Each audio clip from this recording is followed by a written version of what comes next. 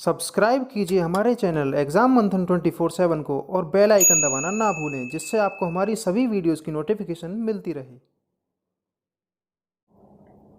Hello students, आप सभी का स्वागत है एग्जाम मंथन पर। देखिए, आज की इस क्लास में हम बात करने वाले हैं कांग्रेस पर। ठीक है, यानी कांग्रेस से किस प्रकार के क्वेश्चन पूछे जाते हैं, उनके अधिवेशनों पर आने वाले नेक्स्ट लेक्चर में हम बात करेंगे। लेकिन इस वीडियो में हम कांग्रेस पर समझेंगे, केवल उसके प्रारूप पर बात करेंगे। यानी उसके प्रारूप से लेकर, प्रारूप का मतलब किस प्रकार उसका गठन हुआ, किस कारण उसका गठन हुआ और किन लोगों ने उसका गठन किया और उसका उद्देश्य क्या था और इसके पीछे अंग्रेजों की क्या मंशा थी। इन बिंदुओं पर आज हम बात करने वाले हैं। रही बात कांग्रेस के अधिवेशनों की, तो एक वीडियो में हम कांग्रेस के अधिवेशनों को करेंगे, इससे आने वाली नेक्स्ट वीडियो में। ठीक है, तो आज सबसे पहले हम समझते हैं कि कांग्रेस क्या चीज थी, किस लिए इसका गठन किया गया और इससे किस प्रकार के क्वेश्चन पूछे जाते हैं। आज हम इस पर डिस्कस करने वाले हैं।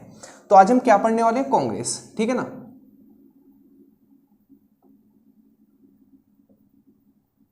कांग्रेस पर आज हम बात करने वाले हैं। देखिए, कांग्रेस का गठन करने के पीछे जो कारण था, अंग्रेजों का कारण यह था क्योंकि इस समय पर भारत में क्रांतिकारी गतिविधियां व क्रांतिकारी व्यक्ति बहुत जन्म ले रहे थे। क्रांतिकारी का मतलब आप समझ चुके होंगे कि प्यार से न मनाना, सीधा उन्हें धमका के अंग्रेजों को उनके कानों में बात को पहुंचाना। क्रांतिकारी लोग, क्रांतिकारी गतिविधियां, स्वराज चाहिए, वो क्रांतिकारी गतिविधियां उत्पन्न हो रही थी। तो अंग्रेजों ने सोचा कि इनका गुस्सा इनके अंदर ना भरा रहे, ताकि क्रांतिकारी पैदा ना हो जाए, इसके लिए किसी न किसी एक सभा संगठन का ऐसा गठन किया जाए जिसमें भारतीय और अंग्रेज भी भाग लें और वो केवल भारतीयों की बात हम तक लेकर आए। कहने का मतलब, जब आप देखिए, जब आप अपनी किसी परेशानी को लेकर अपने किसी बड़े अधिकारी के पास जाते हैं तो एक व्यक्ति यदि लेकर जाता है तो उस पर इतना गौर नहीं किया जाता है। लेकिन जब उसे 5, 6, 10, 20 लोग लेकर जाते हैं, समूह में लोग लेकर जाते हैं, तो अधिकारी जो होगा आपकी बात सुनेगा भी और उसका रिजल्ट भी कुछ मिलेगा, आपके प्रति कुछ ना कुछ एक्शन लिया जाएगा। उसी प्रकार ये भारतीयों की राय भी थी कि एक एक भारतीय ना जाकर, अलग अलग ना जाकर, एक साथ हम जुट में जाएं और अपनी बातों को रखें। अंग्रेज सुनेंगे भी और हमारी बातों पर गौर भी करेंगे। ठीक है, तो यह अंग्रेज भी चाहते थे। अंग्रेज क्यों चाहते थे? क्योंकि अंग्रेज चाहते थे कि ऐसा ना हो कि भारतीयों के अंदर गुस्सा भरता रहे और निकलने का कहीं स्थान ना मिले और वो क्रांतिकारी गतिविधियां ले लें ताकि हम पर हमले हो और हमें उल्टा भारत से भगा ना दिया जाए। इसीलिए उनका गुस्सा निकालने के लिए कोई ना कोई सभा संगठन होना चाहिए। तो इसीलिए दोनों की रायों से, यानी भारतीयों और अंग्रेजों की रायों से, एक संगठन की स्थापना की गई जिसका नाम था इंडियन नेशनल यूनियन, यानी भारतीय राष्ट्रीय संघ। ठीक है, बाद में इसी का नाम कांग्रेस पड़ा। किस प्रकार पड़ा, इस पर हम बात करेंगे। ठीक है, तो आइए अब समझते हैं हम आखिरकार क्या थी कांग्रेस। देखिए, सबसे पहले आपको याद रखना है कि कांग्रेस को लेकर एक सिद्धांत आता है। कौन सा सिद्धांत आता है उसे समझिए। एक सिद्धांत आता है कांग्रेस को लेकर, वो सिद्धांत कौन सा है? वो है सेफ्टी वॉल्व का सिद्धांत। कौन सा? सेफ्टी वॉल्व का सिद्धांत। सेफ्टी वॉल्व का सिद्धांत। ठीक है, साथ के साथ नोट्स भी बनाते चलना। सेफ्टी वॉल्व का सिद्धांत ये आता है। आखिरकार क्या था सेफ्टी वॉल्व का सिद्धांत, उसे समझिए। देखिए, आपने कुकर देखा होगा, कुकर में एक रबड़ लगी हुई होती है। वो क्या करती है? वो कुकर में प्रेशर बनाती है। ठीक है ना, प्रेशर बनाती है, जिससे प्रेशर बनेगा तो सीटी निकलेगी तो खाना पकेगा। तो वही रबड़ का काम करती थी कांग्रेस। किसके बीच? अंग्रेजों के बीच। कैसे? यदि भारतीयों में गुस्सा उत्पन्न होगा, ठीक है, तो उनके अंदर प्रेशर बनेगा। जब प्रेशर बनेगा तो अपनी शिकायत लेके जाएंगे अंग्रेजों के पास और अंग्रेज उनका सॉल्यूशन दे देंगे। तो अंग्रेजों पर ना तो हमले होंगे और ना ही अंग्रेजों के प्रति भारतीय क्रांतिकारी गतिविधियां पैदा करेंगे। तो यह था सेफ्टी वॉल्व का सिद्धांत। यानी उस कुकर की रबड़ के समान कार्य करती थी कांग्रेस अंग्रेजों के लिए। ठीक है, क्योंकि जो भारतीयों में गुस्सा उत्पन्न हुआ उसके लिए प्रेशर बनाने का काम किया। जब प्रेशर बना तो अपनी शिकायतें किसके पास लेकर गए? अंग्रेजों के पास। और अंग्रेजों ने सीटी मार दी, यानी अंग्रेजों ने उसकी हवा निकाल दी, यानी समस्या का समाधान कर दिया और हमले भी नहीं हुए और गतिविधियां भी पैदा नहीं हुई। तो यह था कांग्रेस के सेफ्टी वॉल्व का सिद्धांत। उसके बाद आपको 3 व्यक्ति याद रखने हैं। एसएन बनर्जी,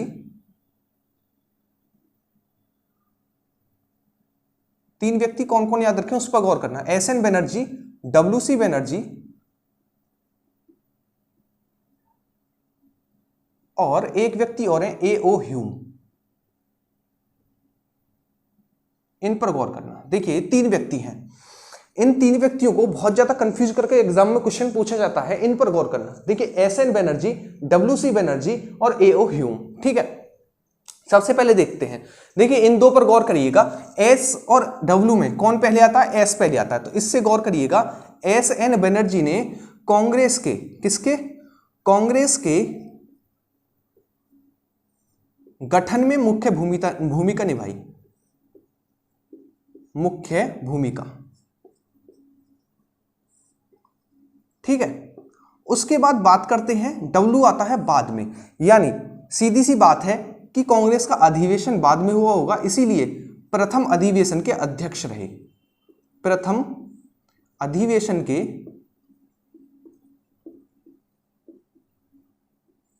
अध्यक्ष। ठीक है, प्रथम अधिवेशन के अध्यक्ष। अब बात करते हैं A.O. ह्यूम पर। किस पर? A.O. ह्यूम पर। तो A.O. ह्यूम से आपको याद रखना है, किन किन बातों पर याद रखना है उन पर गौर करेंगे। सबसे पहले कहां के रहने वाले थे? पहली चीज, ये कौन थे? और मुख्य बिंदु, मुख्य बिंदु, इनसे संबंधित आपको कौन सा मुख्य बिंदु याद रखना है। ठीक है, जैसे कि ये कहां के रहने वाले थे? तो ये थे स्कॉटलैंड, स्कॉटलैंड के रहने वाले थे। तो ये बात करें कौन थे? तो ये ICS, इंडियन सिविल सर्विसेज में काम कर चुके थे, उससे रिटायरमेंट ले चुके थे। इंडियन सिविल सर्विसेज में अंग्रेजों की तरफ से आए चुने हुए व्यक्ति थे। कौन? A.O. ह्यूम। मुख्य बिंदु की बात करें तो ये प्रथम अधिवेशन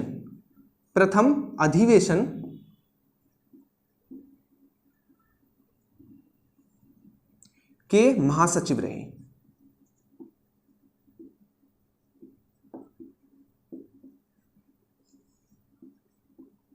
प्रथम अधिवेशन के महासचिव रहे कौन? A.O. ह्यूम। तो यहां से क्वेश्चन बहुत ज्यादा कंफ्यूज करते हैं, तो आपको सबसे पहले 3 व्यक्ति याद रखने हैं, S.N. Banerjee, W.C. Banerjee, A.O. Hume. ठीक है ना। यदि बात करें S.N. बनर्जी की, तो S.N. बनर्जी कौन व्यक्ति थे? जिन्होंने कांग्रेस के गठन में मुख्य भूमिका निभाई। W.C. बनर्जी कौन थे? तो W.C. बनर्जी वही व्यक्ति थे जो कि प्रथम अधिवेशन के अध्यक्ष बने। किसके? प्रथम अधिवेशन के अध्यक्ष बने। यदि बात करें A.O. ह्यूम की, तो सबसे पहले आपको याद रखनी है, A.O. ह्यूम जो स्कॉटलैंड के रहने वाले थे, यह एक ICS व्यक्ति थे, यानी इंडियन सिविल सर्विसेज में चुने गए थे। यदि बात करें मुख्य बिंदु, तो ये प्रथम अधिवेशन के महासचिव यानी सेक्रेटरी रहे थे। ठीक है ना, महासचिव रहे थे। ठीक, तो ये 3 क्वेश्चन आपके यहां से तैयार होते हैं, यहां से सबसे ज्यादा क्वेश्चन पूछे जाते हैं। ठीक है, इन बिंदुओं को लेकर। नेक्स्ट हम बात करते हैं, आपको कांग्रेस के 2 नाम सुनने को मिलते हैं, इंडियन नेशनल कांग्रेस और इंडियन नेशनल यूनियन। आइए इस पर बात करते हैं। कौन कौन से 2 नाम देखने को मिलते हैं कांग्रेस के? 2 नाम, कौन कौन से 2 नाम? सबसे पहला है हमारे पास कौन सा, और दूसरा कौन सा, उस पर बात करते हैं। देखिए पहले का नाम है इंडियन नेशनल यूनियन, दूसरा है इंडियन नेशनल कांग्रेस। ठीक है ना, इसका मतलब भारतीय, चलिए इस पर बात करते हैं, कौन सा है? तो यह है भारतीय राष्ट्रीय संघ। ठीक है, यह है भारतीय राष्ट्रीय कांग्रेस, भारतीय राष्ट्रीय कांग्रेस, भारतीय राष्ट्रीय कांग्रेस इसका नाम है। ठीक है, यदि बात करें कांग्रेस का सबसे पहला नाम क्या था, तो कांग्रेस का सबसे पहला नाम था INU, यानी इंडियन नेशनल यूनियन, कहने का मतलब भारतीय राष्ट्रीय संघ। पहला क्वेश्चन। दूसरा क्वेश्चन कि बाद में इसका नाम क्या रखा गया, तो बाद में इसका नाम INC यानी इंडियन नेशनल कांग्रेस। ठीक है ना, लिख देता हूं इंग्लिश में भी। देखिए सेकंड में लिखा गया इंडियन नेशनल कांग्रेस। ठीक है ना, पहले क्या था, तो पहले था इंडियन नेशनल यूनियन, ये प्रारंभिक नाम था। ठीक है ना, ये प्रारंभिक नाम था। तो 2 नाम हमें देखने को मिलते हैं, INU यानी इंडियन नेशनल यूनियन यानी भारतीय राष्ट्रीय संघ, बाद में इसका नाम क्या रखा गया तो INC यानी इंडियन नेशनल कांग्रेस यानी भारतीय राष्ट्रीय कांग्रेस। ठीक है, पूछा जाएगा कि इसका नाम भारतीय राष्ट्रीय कांग्रेस किसने रखा, तो इसका नाम भारतीय राष्ट्रीय कांग्रेस रखा गया किसके द्वारा, दादा भाई नौरोजी के द्वारा। किसके द्वारा, दादा भाई नौरोजी के द्वारा। ठीक है, दादा भाई नौरोजी।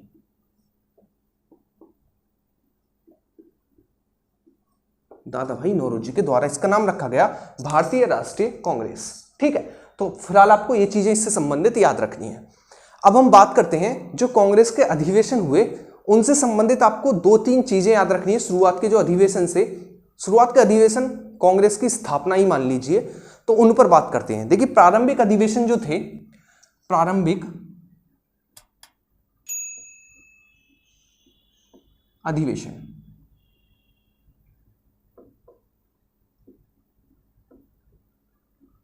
इन पर बात करते हैं। देखिए प्रारंभिक अधिवेशनों पर यदि हम बात करें फर्स्ट अधिवेशन, फर्स्ट अधिवेशन, तो फर्स्ट अधिवेशन कहां पर हुआ, सबसे पहले तो आपको यही याद रखना है कहां हुआ सबसे पहला। ठीक है, दूसरा अध्यक्ष कौन रहे, तीसरा प्रतिनिधि, प्रतिनिधि। ठीक है, देखिए कहां पर हुआ तो आपको याद रखना है, ये हुआ कहां पर, तो बंबई में हुआ, जिसे आज अब मुंबई के नाम से जानते हैं। कहां पर, बंबई में हुआ। ठीक है, पूछे अध्यक्ष कौन रहे, तो मैंने आपको बताया WC बनर्जी अध्यक्ष रहे। ठीक है, यदि बात करें प्रतिनिधि तो 72 प्रतिनिधियों ने भाग लिया। कितने, 72 मेंबर्स। ठीक है ना, 72 मेंबर्स ने इसमें भाग लिया।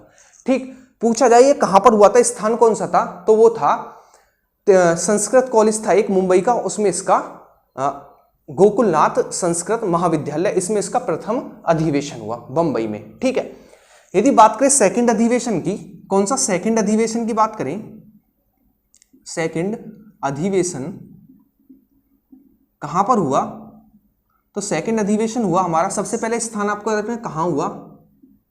ठीक है, दूसरा अध्यक्ष,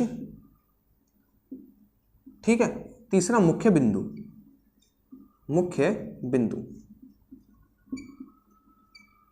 ठीक, देखिए हुआ कहां पर था, तो कोलकाता, कलकत्ता जिसे हम कहते हैं, कलकत्ता। ठीक है ना, अध्यक्ष कौन रहे, तो नौरोजी, दादा भाई नौरोजी। ठीक, दादा भाई नौरोजी। ठीक है, बात करें मुख्य बिंदु तो दादा भाई नौरोजी ही वो प्रथम व्यक्ति थे जिन्होंने भारतीय आय की गणना सबसे पहले की और एक अपनी पुस्तक लिखी जिसमें ये समझाया कि किस प्रकार भारतीयों का धन अंग्रेजों के पास एक नाली की तरह बहता हुआ जा रहा है। और वो कौन सी पुस्तक थी, वो थी poverty and the un-British rule in India. ठीक है, तो आपको याद रखना है कि सबसे पहले आय की गणना भारतीय आय की गणना की, इन्होंने भारतीय आय की गणना की। ठीक है, एक पुस्तक भी लिखी, कौन सी पुस्तक का नाम आपको याद रखना है, कौन सी पुस्तक थी, वो पुस्तक थी पॉवर्टी एंड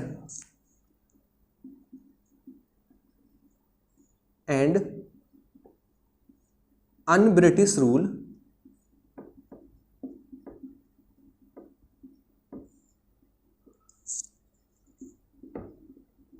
इन इंडिया।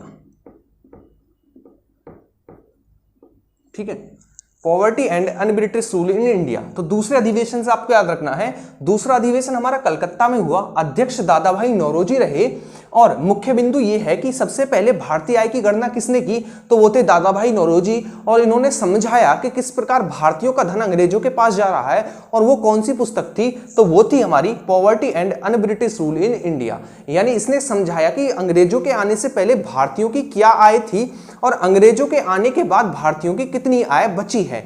उसमें गणना करने के बाद यही पता चला कि अंग्रेजों के आने के बाद भारतीय भिखारी बन गए, जबकि अंग्रेजों के आने से पहले भारतीय बहुत अमीर होते थे। ठीक है, ये आपको याद रखना है। नेक्स्ट हम बात करें थर्ड अधिवेशन की, तो थर्ड अधिवेशन से आपको मुख्य रूप से याद रखना है, थर्ड अधिवेशन कहां हुआ था, अध्यक्ष कौन रहे, ठीक है, हुआ कहां पर था, मद्रास, ठीक है। अध्यक्ष कौन रहे, बदरुद्दीन तैयब,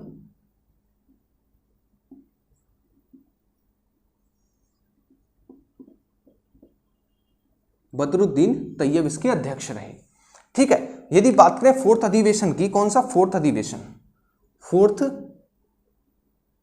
फोर्थ अधिवेशन,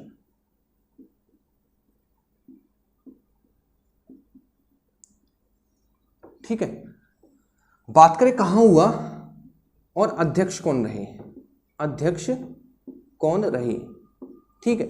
यदि बात करें हुआ कहां पर था, तो हुआ था हमारा इलाहाबाद, इलाहाबाद जिसे अब प्रयागराज कहा जाता है, प्रयागराज, ठीक है ना, प्रयागराज। बात करें अध्यक्ष कौन रहे, तो जॉर्ज यूले इसके अध्यक्ष रहे, ठीक है। कहने का मतलब ये था, समझाने का मतलब केवल और केवल ये था कि प्रारंभिक अधिवेशनों में अंग्रेजों ने भारतीयों ने यह दिखाने की कोशिश की, जो अदर्स इंडियन थे, कि ये किसी के धर्म को लेकर नहीं बनाया जा रहा है, यानी इसमें किसी विशेष धर्म की अनुमति नहीं है, बल्कि ये भारतीयों के लिए है और भारतीय अपनी समस्या अंग्रेजों तक रख सके।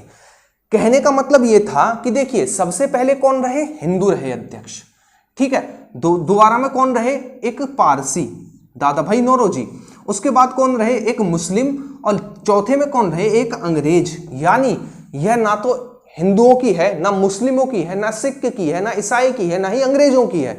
यानी ये किसी के धर्म की नहीं है संस्था, बल्कि ये एक ऐसी संस्था है जो कि अपनी बात रख सके, कहां तक, अंग्रेजों तक अपनी बात रख सके। ये केवल और केवल एक संस्था है, ठीक है। इसीलिए भारतीयों ने इसमें बढ़ चढ़कर भाग लिया। प्रथम अधिवेशनों की बात ज्यादा लोगों तक नहीं पहुंच पाई थी, इसीलिए कुल 72 लोगों ने भाग लिया, लेकिन सेकंड अधिवेशन में लगभग 450 लोगों ने भाग लिया, लगभग 450 लोगों ने भाग लिया, 400 से 450 लोगों ने भाग लिया। फिर उसके बाद बातें फैलने लगी और बढ़ चढ़कर लोग इसमें हिस्सा लेने लगे, और अध्यक्ष भी अलग अधिवेशन में अलग अलग अध्यक्ष चुने जाने लगे, ठीक है। मुख्य रूप से वही अध्यक्ष चुना जाता था जो उस क्षेत्र का व्यक्ति होता था। बाद में कुछ फूटे डली, लेकिन आपको उस पर गौर नहीं करना है, आपको मुख्य रूप से ये चीजें याद रखनी है। प्रथम अधिवेशन में पूछे कि महासचिव कौन रहे, तो एओ ह्यूम प्रथम अधिवेशन के महासचिव रहे, ठीक है। आइए थोड़ा हम बात कर लेते हैं, आपको इनसे क्या क्या याद रखना है, उसके बाद हम देखते हैं मुख्य बिंदु। देखिए, आपको अब नोट करना है कि आपको क्या क्या नोट्स करना है, ठीक है, नोट्स बनाने हैं किस प्रकार, और उसके बाद हमारा छोटा सा टॉपिक और है कि कांग्रेस का समय विभाजन, बस, ठीक है, छोटा सा टॉपिक है, उससे पहले आप समझिए। देखिए, सबसे पहले हमने बात की कांग्रेस के सेफ्टी वॉल्व के सिद्धांत पर, हेडिंग डालिए कांग्रेस का सेफ्टी वॉल्व का सिद्धांत। कांग्रेस के सेफ्टी वॉल्व के सिद्धांत का मतलब यह था कि भारतीयों में ऐसा ना हो हम अत्याचार करें, अंग्रेज सोचते थे ऐसा ना हो अत्याचार करते करते ये इतने सहनशील हो जाए, इनके अंदर इतना गुस्सा फूट जाए कि क्रांतिकारी रूप धारण कर ले। इसीलिए एक ऐसी संस्था का गठन करना जरूरी है जिससे ये अपनी बात हम तक रख सके और हम इनका प्रेशर कम कर सकें। तो ये था सेफ्टी वॉल्व का सिद्धांत, ठीक है। नेक्स्ट हमने बात की किस पर, 3 व्यक्तियों पर, एस.एन. बनर्जी, ठीक है ना, W.C. बनर्जी और A.O. ह्यूम। एस.एन. बनर्जी की बात करें, W.C. बनर्जी और A.O. ह्यूम, ठीक है ना। सुरेंद्रनाथ बनर्जी, व्योमेश चंद्र बनर्जी, A.O. ह्यूम। यदि बात करें एस.एन. बनर्जी की, तो इन्होंने कांग्रेस के गठन में मुख्य भूमिका निभाई। यदि बात करें W.C. बनर्जी, तो प्रथम अधिवेशन के अध्यक्ष रहे। यदि बात करें A.O. ह्यूम की, तो ये स्कॉटलैंड के रहने वाले थे जो कि ब्रिटेन का ही हिस्सा था, और ये ICS यानी इंडियन सिविल सर्विसेज में चुने गए थे। यदि बात करें मुख्य बिंदु की, तो प्रथम अधिवेशन में सेक्रेटरी यानी महासचिव रहे थे, ठीक है। नेक्स्ट हम बात करें, हमें 2 नाम देखने को मिलते हैं कांग्रेस के, वो कौन कौन से हैं। पहला नाम हमें देखने को मिलता है वो क्या है, INU और दूसरा हमें नाम देखने को मिलता है INC। यदि बात करें INU यानी इंडियन नेशनल यूनियन, हिंदी में बात करें तो भारतीय राष्ट्रीय संघ, जो कि प्रारंभिक नाम था, उसके बाद इसका नाम बदला गया और रखा गया भारतीय राष्ट्रीय कांग्रेस यानी इंडियन नेशनल कांग्रेस। ठीक है, ये नाम किसने रखा? तो ये नाम दादा भाई नौरोजी ने रखा, दादा भाई नौरोजी ने रखा। उसके बाद हमने बात की प्रारंभिक अधिवेशनों पर, जिसमें कांग्रेस ने दिखाने की कोशिश की ये धर्म की संस्था नहीं है बल्कि अंग्रेजों के विरुद्ध खड़ी एक संस्था है। जैसे कि प्रथम अधिवेशन के अध्यक्ष रहे कौन? WC बनर्जी, जबकि द्वितीय अधिवेशन के अध्यक्ष रहे दादा भाई नौरोजी, तृतीय अधिवेशन के अध्यक्ष रहे कौन? एक मुस्लिम, और चौथे अधिवेशन के अध्यक्ष रहे कौन? एक अंग्रेज। ठीक है, अलग अलग अधिवेशन, अलग अलग धर्म के लोग। ठीक, यदि बात करें प्रथम अधिवेशन तो बंबई में हुआ। यदि बात करें कितने मेंबरों ने भाग लिया तो 72। दूसरा अधिवेशन कलकत्ता में हुआ और इसमें सबसे महत्वपूर्ण आपको याद रखनी, सबसे पहले व्यक्ति जिन्होंने भारतीय आय की गणना की वो थे दादा भाई नौरोजी, और इन्होंने एक पुस्तक भी लिखी जिसका नाम था poverty and un-British rule in India. ठीक है, नेक्स्ट हम बात करें थर्ड अधिवेशन, इसकी अध्यक्षता की बदरुद्दीन तैयब ने, जो कि एक मुसलमान थे, और कहां पर हुआ? तो मद्रास में हुआ। ठीक है, फोर्थ अधिवेशन की बात करें तो ये हमारा इलाहाबाद यानी प्रयागराज में हुआ, और इसकी अध्यक्षता किसने की? तो एक जॉर्ज यूले नाम के अंग्रेज थे, उन्होंने इसकी अध्यक्षता की। ठीक है, तो ये चीजें आपको याद रखनी है प्रारंभिक अधिवेशनों और कुछ महत्वपूर्ण बिंदुओं को लेकर। आप स्क्रीनशॉट ले लीजिए, फिर इसके बाद हम नेक्स्ट बात करते हैं।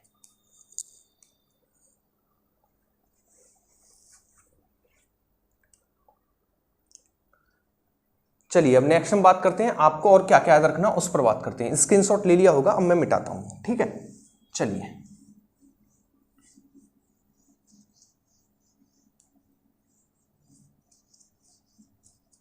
देखिए, अब बात करेंगे किस पर? समय विभाजन। कांग्रेस के समय विभाजन पर हम बात करने वाले हैं, तो आप इसे साथ के साथ नोट करना, ज्यादा बड़ा नहीं है, जरा सा बस आपको टाइम्स याद रखने और कुछ नहीं है। देखिए, समय विभाजन,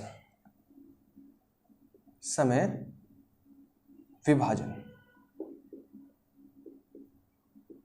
समय विभाजन में सबसे पहले आपको 3 याद रखने, 3 स्लॉट आपको याद रखने हैं, पहला, दूसरा और तीसरा। ठीक है ना। फर्स्ट की हम बात करें तो आपको समय याद रखना है, जब इसका गठन हुआ था 1885 में से 1905 तक इसका प्रारंभिक काल रहा।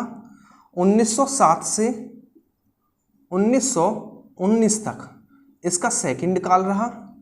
1919 से 1947 तक इसका थर्ड काल रहा, यानी फर्स्ट काल, यह सेकंड काल, यह है कांग्रेस का थर्ड काल। ठीक है। यदि बात करें इसे किस नाम से जाना जाता था, तो इसे जाना जाता था किस नाम से? तो उदारवादी।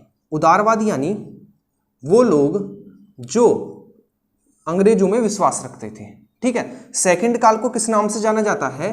तो इसे जाना जाता है गरम दल व नरम दल के नाम से। ठीक है। थर्ड काल की बात करें तो सबसे महत्वपूर्ण इसे जाना जाता है किसके? गांधी युग के नाम से। गांधी युग के नाम से। ठीक है। तो आपको 3 समय सीमा याद रखनी है। सबसे पहली है हमारी 1885 से 1905, जब कांग्रेस का गठन 1885 में हुआ और प्रथम अधिवेशन 28 दिसंबर 1885 को हुआ। यदि बात करें प्रथम काल जो है वो 1885 से लेकर 1905 जब बंगाल विभाजन हुआ। दूसरा काल 1907 से 1919, इसीलिए 1907 लिया है क्योंकि 1907 में कांग्रेस गरम दल व नरम दल में बटी थी सूरत अधिवेशन में। थर्ड आपको याद रखना 1919 से 1947, क्योंकि गांधी जी की यहीं से एंट्री शुरू होती है असहयोग आंदोलन जब रोलेक्ट एक्ट आता है उस समय से और भारत की आजादी तक। ठीक है ना। इस थर्ड काल को जाना जाता है गांधी युग के नाम से। ठीक। अब हम गांधी युग भी आगे पढ़ने वाले हैं, तो आपको 3 स्लॉट याद रखने हैं। पूछा जा सकता है कि गरम दल व नरम दल का समय क्या कहा जाता है? तो 1907 से 1919 तक जो काल था वो गरम दल व नरम दल में प्रभाव रहा, जबकि 1885 से लेकर 1905 में उदारवादी रहा। उदारवादी का मतलब है ऐसे व्यक्ति जो अंग्रेजों में अपना विश्वास रखते थे और कहते थे हम सब कुछ संवैधानिक तरीके से करेंगे और अंग्रेज हमारा सहयोग करेंगे। यह बात था डायरेक्ट स्वराज नाम लेने वाले क्रांतिकारियों का। उनसे पूछा जाए आप क्या खाओगे? स्वराज। ठीक है ना, उनका हर एक शब्द स्वराज होता था, खाने से लेकर पीने तक उनका सब एक शब्द स्वराज था।